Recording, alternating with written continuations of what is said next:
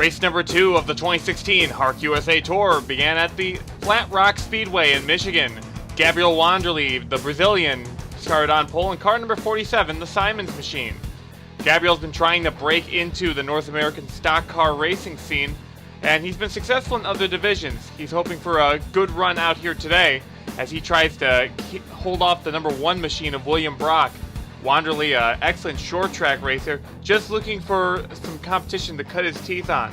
As he continues on track, we see a lot of drivers making their way down pit road. We'll catch you up on that in a second, but this battle for the front has been going smoothly as William Brock trying to get that battle to the inside, not going to get it done, and Wanderley is going to stay out front. Several drivers had to come down pit road. A lot of them reported running over some debris. Now, we had a late model race earlier. Before this event, we had a big wreck near the end of it, so a lot of drivers had to come down pit road and change some tires. So that would put quite a bit of the field a lap down. Hey, look, it's Troy McClure in 17th. You may remember him from certain events, like the 24 Hours of Layman's Terms and the Wally's World 600. Troy McClure hoping for a good run. Oh, and he gets turned by the 57 at Bell, collides with the Dutch driver of Robert Piet, and that would bring out the first caution of the race on lap number 5. As McClure keeps it running, Robert Piet also a little bit of damage to that car, but both of them will be able to cross the line and take the caution. Restart was on lap number 12. Gabriel Wanderley was able to keep the race lead, but lap traffic to the inside could play a factor in the race lead. They went green flag, and Emmanuel Hartnett in the 26 is going to get by. A little bit of help from Cody Smart in the 09. A lot of these drivers had issues on the start, as we mentioned, running over some debris on the front straightaway that was not caught by our safety vehicles. Wanderley is going to keep up near the lead, and Brock still trying to follow in that OxyClean machine. Just no one can get down to that bottom line, which has been pretty good for these drivers throughout the race weekend. 3-wide battle for the lead. That's not looking too good, as Cody Smart running to the inside line. Hartnett to the outside. Watch out, fellas. This is going to be dicey. The leader's in the wall. Hartnett got the leader, and that's going to cause a big spin on the front stretch, and that's caution number 2 for this event. So Wanderley goes from leading the race to dropping far back through the grid. Keith Batson in that ensuing melee was able to take the race lead. One driver a little bit out of line coming to the start, that's William Duncan in car number 6. Keith Batson had a decent run. Oh! Bad luck for the leaders as Keith Batson, car number 39, into the wall hard. William Duncan made a huge blunder with out of line, and that's going to send both of them out of the race, and we had more trouble coming back to the caution. Cole Baker, Rim Hardigan, and Chris Louviere all getting a piece of each other. What a chaotic restart, and that's going to put a competitor out of the race, as well as William Duncan, who is already a lap down, trying to struggle for the lead lap. Harry Salaba, car number 36, is going to inherit the race lead in that ensuing melee. Harry Salaba had a really good run last week at the Wilmot Speedway, was able to finish inside the top 10, hoping for another solid effort for the Motec machine. He does have some lap traffic underneath him that's trying to get by. I think maybe a smarter move, learning from Gabriel Wanderley's mistake, is to race him a little bit gentler. But here we go, we have a car around on the front stretch that looks like the 7 of Ruby Bragg. So that's going to be our 4th caution of the race. They race back to the line, and it looks like Harry Salaba is going to keep that race lead. Prince Oring in the 13, unable to get by. Let's see what happened. Looks like Tristan Wilhoit caught the back of Ruby Bragg. It's going to collect DJ Curtis, the 57 of Bell, and I think that's Takumi Hirano in the 74 who had the pole last week. Not off to a good start today for the Japanese driver. It's like most of them would keep on track, but I do see some damage to number 74. They may have some troubles with that. Harry Salaba is going to lead them back to the restart. You saw last week's winner, Matt McIntyre. Took him a while to get back on the lead lap, having a hard time dealing with all this lap traffic. The promoters were worried about having 42 cars on track. They were really uncomfortable with the idea. It took a lot of persuading. Car in the wall, I can't tell who that is. They're missing their front bumper. But Harry Salaba in the lead. There's the 03 of Joshua Michaels diving low in the Simpson machine. Prince Oring in the number 13 trying to steal away. Oh, and there's looks like there's a caution out on the racetrack. The pace car is pulled out, and the 13 of Prince Oring is able to take the lead. Let's see what happened. Rocco Twyman battling with James Silverfox. It's a little bit of a tag and ends up in the wall. Decided to throw the caution for that. You don't know what's going to happen. Oh, an issue after the caution. John Gambit in the 14 turns Rocco Twyman around. I'm not sure what that was about. It could have been just an issue with merging with Rocco Twyman, or John Gambit just wasn't paying attention. Prince Oring, the California racer, in car number 13, sponsored by Olympia Beer, able to get the lead on that last caution, but he stuck up to the outside lane. He's got a battle from Tristan Wilhoit. This is, that's 4 wide. 4 wide racing, and it's not going to work. Saliba's in the wall, and Prince Oring is going to get involved. Wilhoit, Wanderley, and many others involved, and there, I believe, is Joshua Michaels taking the race lead. So yet another caution here today, as Prince Oring is going to tag the back of Saliba. Let's see what happened here. 4 wide, almost 5 wide, not a good idea, and there's collision between the leaders, and Saliba, not going to get too bad of a damage to that 36. However, this led to more issues later on. You see Sean Angel got caught up in that one, the Canadian, who's actually a bit of a fan favorite here, since Hamilton County is not too far away. Yeah, you see he just got turned in front of the rest of the field, trying to avoid that one. And, good move by Harry Saliba to go to the outside. So Sean Angel is going to have to make up a bit of ground. Joshua Michaels, the driver from Maine, is going to inherit the race lead. He was battling hard with Saliba and Oring before that last caution stacked up the field again. But now Joshua Michaels able to get out front. Been hoping for a good run today in that number 03 machine. He has some lap traffic in the form of Shrimp Engrits down low, but he's been able to get a little bit of clearance on Prince Oring in the 13. He may actually be able to get around the 93 of Engrits. Engrits is more of a professional driver, has a lot of experience racing, so he knows when to choose his battles. Michaels is going to get the lead and stay ahead of this pack of cars. Prince Oring trying to battle nearby. We have an incident, but no caution. Harry Saliba gets turned by Sebastian Torres. They decided not to throw the caution since he got, rounded right away. So no issue for the number 36 machine. However, we have an issue here. Oh, Tommy Turbo, heavy contact with the wall. It's going to tear that car apart, and that's going to cause the caution on track. And coming back from the red flag period, Joshua Michaels is going to be your race leader. He's got Prince Oring on the back bumper trying to get by him yet again. But that lap traffic on the inside has been playing a huge factor in the outcome of this event. Michaels is able to stay to the outside. He's been one of the few drivers that's been having good runs on the outside line. I remember early in the race, Wanderley was able to make some stuff work out there. But Michaels able to run pretty well out front. Oh, I think I see some contact in the back. No caution though. Looks like Troy McClure got involved there. Look at him slide in front of the rest of the field.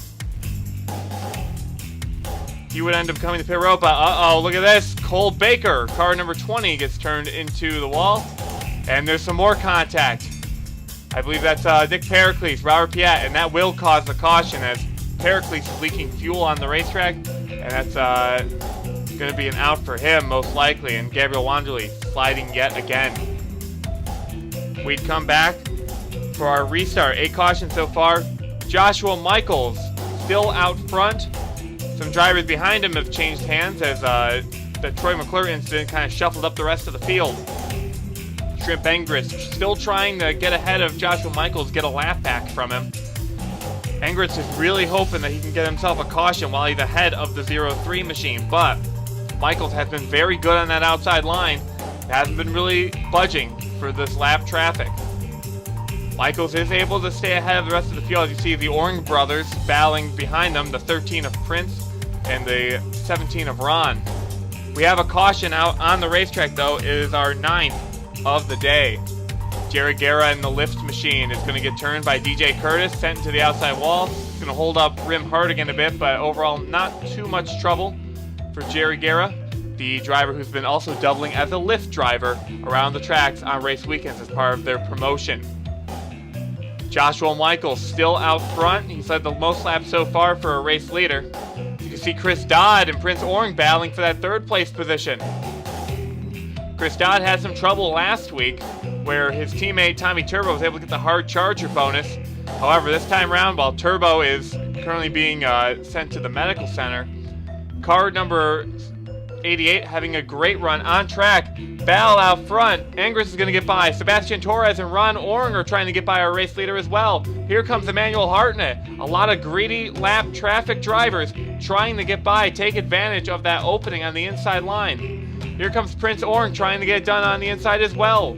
Joshua Michaels got shoved too far out of his line. There's John Gambit as well, I'm pretty sure. They are battling in close proximity. All trying to get it done. 4 wide, that's not going to work. Prince Oring turns his brother Ron.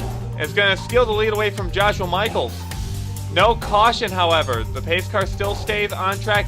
Chris Dodd in the wall. And now that's going to bring out our caution. That is the 10th caution of this race, and Prince Oring was able to beat him to the line. Take the race lead. He's got the 27 of James Silverfox right behind him.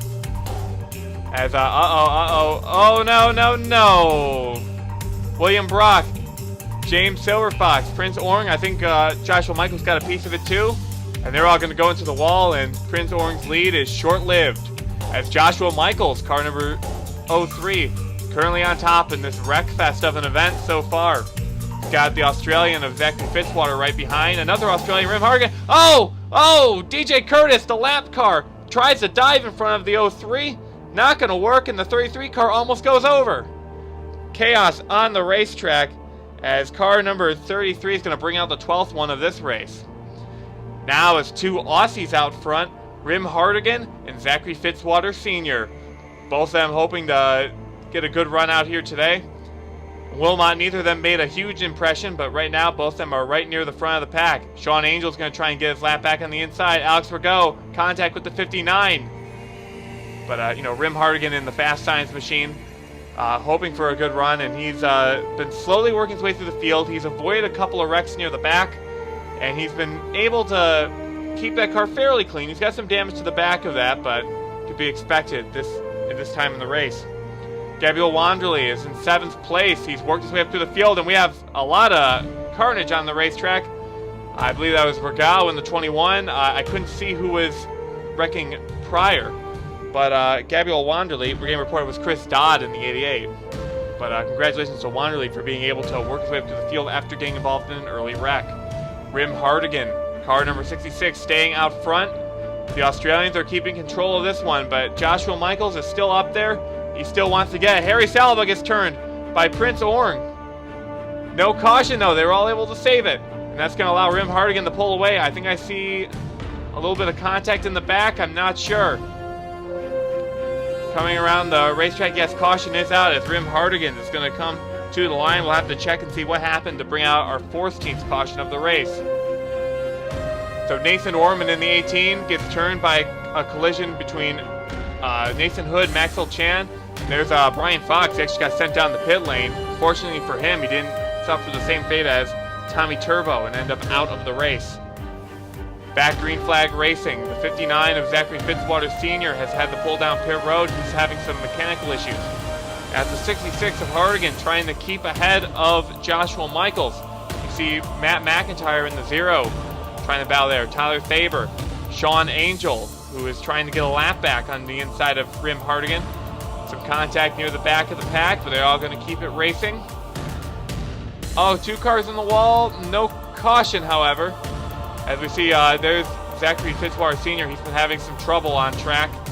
He's going to have to pull down pit road, and looks like they're going to be doing some heavy repairs to that thing. They think they have something wrong with the motor, so they're going to try their best to keep that car on track and in competition. On track, we have a caution, though. Ooh, car number 1 of William Brock is turned over by James Silverfox. Now, they had some contact earlier in the event. Not sure if that had anything to do about it. We are getting a report that that incident is being reviewed by our officials, so hopefully Silverfox won't receive any sort of penalty. But that is going to end William Brock's day, and he was a little salty over the radio. Car number 66 in the lead. Robert Piet really crowding him. Piet's been trying to get some laps back and be back in competition. He lost a lot of laps early on. The pace car is back out on track. Let's see what happened. Car number 20. Oh, I don't know what happened there, but I think something broke on the 59. Sends him into the wall. That was very sudden. I think they may have lost a tire or something. Cole Baker's going to get the short end of that stick. Make some contact. We had another green flag on lap number 130, but it was a really bad start for the rest of the field. A lot of people had a hard time getting in line. Some people were upset that they didn't throw the caution out yet again to get everyone back in line, but I think that at this point they felt it was too late. We're also getting a report from the stewards that James Silverfox is going to be given an active time penalty of 5 seconds on track. So wherever he finishes, they subtract 5 seconds from his time, and yet another caution on the racetrack. Car number 18, Nathan Ormond in the wall. That will bring out caution number 17. Rim Hardigan in the 66 still out front. Joshua Michaels following close behind, and there's Nathan Hood in the number 54. He's been pretty quiet out on the racetrack, but he's been slowly working his way up to the front. Jerry Guerra is also there in the number 34 machine, able to lift his position up as Troy McClure goes around on the front stretch. And it's a 3-car battle. Joshua Michaels trying to race the number 66 to the line. Can he get it done? No, that lap traffic is going to work in the favor of Rim Hardigan. That's going to allow both Faber and Angel to get a lap back. Check out what happened here. It looks like Troy McClure just tried pulling down in front of Matt McIntyre, last week's winner, and that's going to result in him going around. He is lucky, though. That could have been a lot worse for the number 43 Mechanics Wear machine. Restart lap 143 of 213. We're starting to get into the late stage of this event.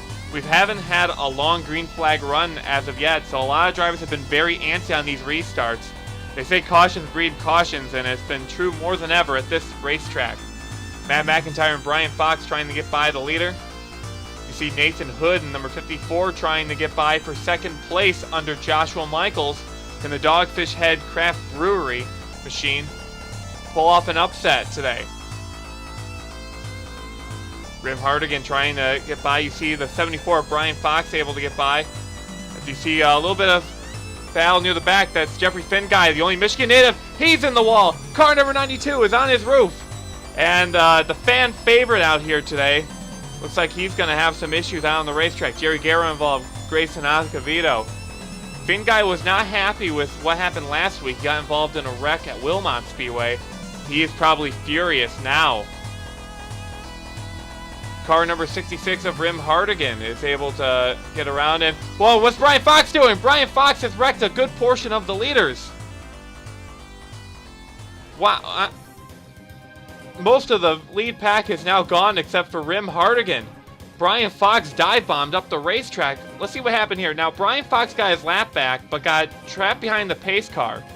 He was yelling over the radio to let him go by, but I don't think he was getting much feedback by the officials. He just kind of turned up and wrecked everyone into turn 1. And the officials are reviewing that one for sure. As look at this, the field size is now much, much smaller. As a lot of drivers have pulled out because of that one. Rim Hardigan is still your race leader. There's Alex Regal and Maxwell Chan, who have now found themselves up near the front pack. James Silverfox getting by underneath. He needs as much of a good run as he can as... Oh! Contact between Silverfox and Hardigan. Looks like Silverfox may have gotten a little loose there, or I'm not sure. There's also some contact in the back between Shrimp and Grits and Tyler Faber. Yeah, looks like Silverfox lost it, and Engritz got turned by Faber. Back to the green, and it looks like Rim Hardigan has lost that lead due to that incident. And now Maxwell Chan is going to be out front in the 07. So Chan raced last year in this series, trying his best out there to get a win at the Flat Rock Speedway. Some crowding from lap traffic, but he was able to survive, get by them. Oh, Sean Angel, hard contact with the wall. Not been a good day for the fan favorites out here, as some of the quote-unquote hometown drivers, Sean Angel, really not much of a hometown driver, just in close proximity, are going to get involved in this one, and Wanderley just sends him up the wall. Sebastian Torres involved as well, and I think that's going to be it for the number 94 Achievement Hunter machine. The only good thing about that is we don't have to keep looking at that car. Maxwell Chan in the 07 is going to get a really good restart on the rest of the field, as Tyler Faber starting to go low in that Doritos machine, see if he can clear him and get a lap back. Alex Rago gets run high up on the racetrack. And oh, some crowding. Ron Oring in the 17 is going to go around. In fact, he was in 3rd place, and Rago was in 2nd place. Oh, and the 07 has gotten into the wall. He has spun. He's going to give up the race lead. A crazy, crazy restart to bring out our 23rd caution of the event. Let's see what happened here. Ron Oring is just going to drive the 21 car up the racetrack. Both of them are going to get slowed. And you can see Rago was not happy about that one. He's just going to give him a quick shove out of the way as they were leaving. Now who's your race leader? Why, it's Chris Dodd in the number 88. Seems like for these first 2 races, if one does good, the other one does bad. And with Turbo out, Dodd has been doing great. Dodd out front, and I think I spoke too soon. Contact between several drivers up front is going to send him into the wall. I think that may just lose the lead for him. Car number 88, so easy come, easy go. New leader, a driver we haven't talked about today, Antivia Kingray, the Kentucky native, did very well at the Wilmot Speedway. She was on point to win in that copper top number 23, but just couldn't get it done. Lost it late in the going, just didn't have enough laps to catch up to the race leader. But now here's her chance for redemption in that 23 machine. She's out front, she's got a lot of battle and congestion behind her. She would love to see this thing go green for a while. She does have a good race car, and if you can look, she's kept out of trouble all day. Look at how clean that race car is. But a non-clean race car is Troy McClure, who ends up in the wall. I think that is going to bring out the caution. No, not yet. Actually, there it is now. We just got it. So Troy McClure is going to get into the wall, make some contact with some of the other drivers. He saves it, keeps it on track, but more contact between Joshua Michaels and Brian Fox is going to put him into the wall. They were a little slow on the racetrack, and I think they were worried about other drivers running into them, so they threw out the caution for those 2. Coming to the restart, Antivia Kingray in the lead. What can she do? Green flag is out on lap number 195. Getting close to the tail end of this race. Battling with some lap traffic. I see Ormond, Silver Fox, and Hartnett down low. Silver Fox needs to be careful because he already has an active time penalty. He doesn't want to get anything else. Oh, and Harry Salaba is turned around. Dodd goes jackknifed into the wall. And car number 23 is going to get across the line.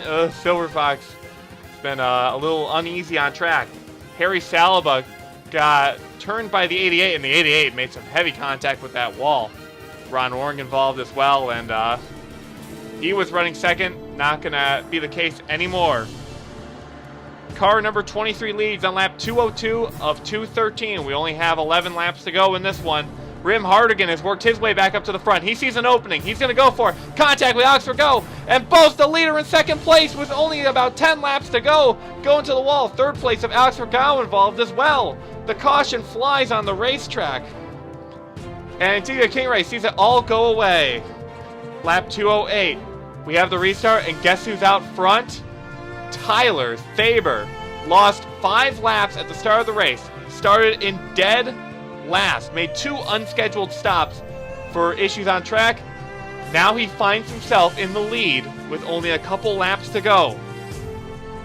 Single file restart because of the lack of laps to go. That's something that Thaber wants to see. He wants to stay out front. Brian Fox in the 74 is in the 2nd place position, but he's got an active time penalty we're hearing. An active time penalty for that collision of 10 seconds. So this is not looking good for car number 74. He's going to try and see if he can get as good of a finish as possible, but he will not be staying in that 2nd place position. Car number 12 of Tyler Thaber had a good run in Wilmot. Very bad qualifying effort in Flat Rock. As we mentioned, had to make 2 unscheduled stops at the beginning of the race. At one point was 5 laps down. Now he finds himself out front with a very clean looking race car and not a lot of competition. He doesn't even have to battle with Brian Fox because the 74F is penalized. He will not finish in 1st place even if he passes him. So here comes Tyler Thaber, final lap on the racetrack. Car number 12, from worst to first, Tyler Thaber is going to win here at the Flat Rock Speedway. Great job for the New Jersey native. Solid effort out on track. Kept out of trouble all day long. The only incident I think he was in that contact with shrimp and grits. So congratulations to the number 12 machine. Let's take a look at how they finished. Tyler Faber was your race winner, scoring the victory today. Second place was technically Brian Fox, but he does have a penalty. He will probably drop outside of the top 10 by the end of it, but he was second across the line. Alex Regalo is going to finish in what will now be second place, with Shrimp and Grits in the number 93, finishing in third. Matt McIntyre won last week, did very well today in 5th place. He's going to have a great points day coming out of this one. Then it was Joshua Michaels who had an exceptional amount of laps led today, followed by the 07 of Maxwell Chan, the 23 of Antivia Kingray, Emmanuel Hartnan, the 26, and Harry Salaba were the first 10 cars that crossed the checkered flag.